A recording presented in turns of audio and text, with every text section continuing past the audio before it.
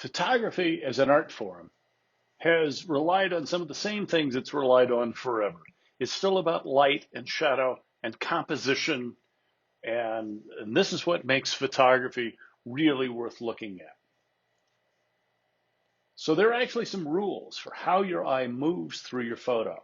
And it's worth printing this slide out and referring to it later. So people draw the eye faster than non-people. Faces draw the eye faster than people shapes. Your eye goes from lighter areas first to darker areas. It starts at brighter colors and moves to darker colors.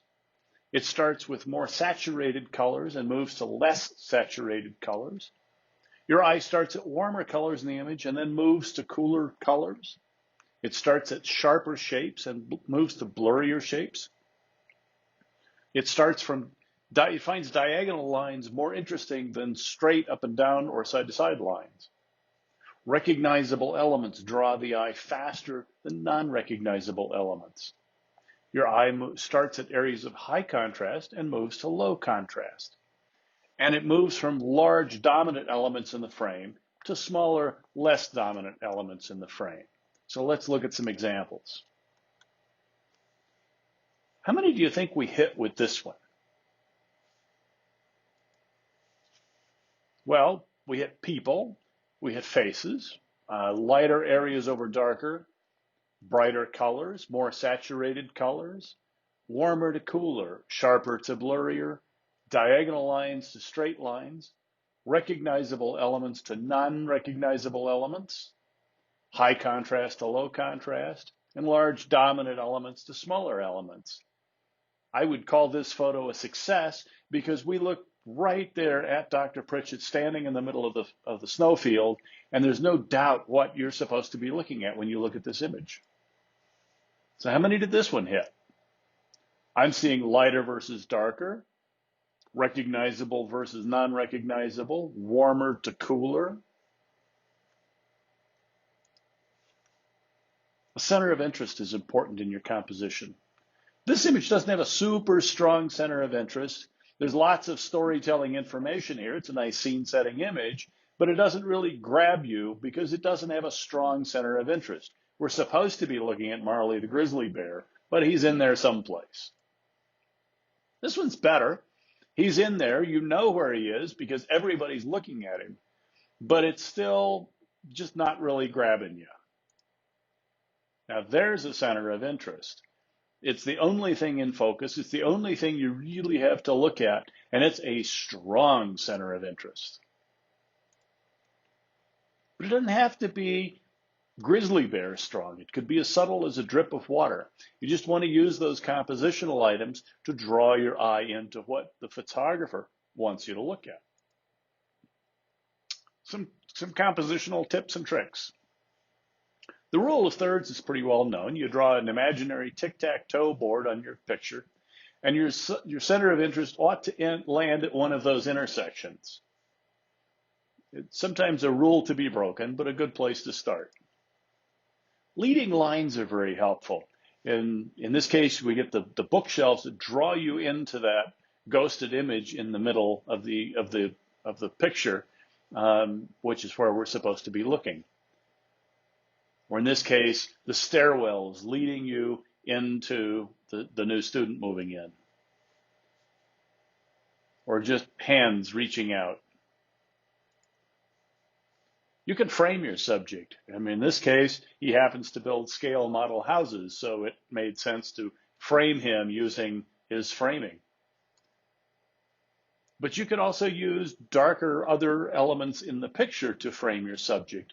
In this case, we've got other students standing around her that are somewhat out of focus and somewhat darker, directing our attention into Allison there in the middle. We've talked about pans with the shutter speed talk. Here's a panned picture where we've moved with our bicyclist. It's a very busy background, but by blurring it out, it simplifies a little bit. And since that cyclist is now the most recognizable thing, that's where you look, even in the midst of a very busy image. Angles can help a lot. Low angles, high angles. It's a different way of looking at things. The world looks different when you're 6 inches off the ground or 10 feet in the air than it does when you're 5.5 feet off the ground. Use props where they make sense. Jim Hansen literally wrote the book on the oval on CSU, so let's put him on the oval and put him with his book. You don't even have to think twice to realize that this guy owns a donut shop. Jan was a cheerleader here back in the 60s, and that was her cheerleading outfit on display in Moby. So let's connect her with her cheerleading outfit. But again, a low angle picture. Here's a high angle picture that works really well. He has dachshunds. He's about 6'2", 6'3". His dogs are about 0.75 feet high. And the only way to get 5 dachshunds and Kevin in the same picture was to have him lie down just long enough to try not to get mauled. If you end up doing a picture like this, do look to see what I didn't be careful about down in the very lower right corner, and you can see just the edge of my shoe. So that's, you got to be sure and keep yourself out of pictures like this. Gesture can carry a picture. Incongruous elements can carry a picture. For example, if you look at this construction management student who's literally working on building a house in their lab, you can see she still likes her sparkly shoes.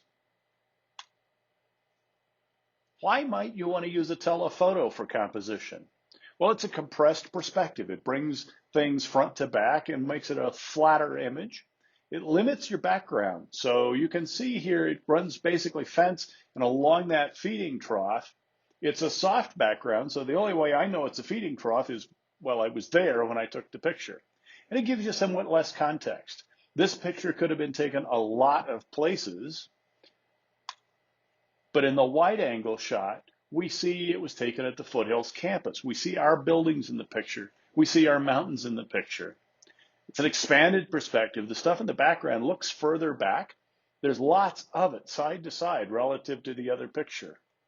And the background is sharp, so we get more context. Wide angle lenses are very popular storytelling lenses. We want to worry about visual variety, okay? Take multiple pictures of the same subject, and each of those various images is going to help advance the story. A wide shot's going to set the scene and show us the environment that they're working in. Medium shots help tell the story. And a close-up creates some intimacy and a connection and gives you a nice detail. And sometimes the closer, the better. Lower angles and higher angles can help enrich the story and, again, just make it more interesting.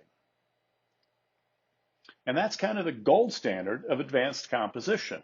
You need a wide angle, a medium shot, a close-up, high angles, low angles. Shoot vertical pictures, shoot horizontal pictures, and bring back lots of variety. All right. Call me if you have questions.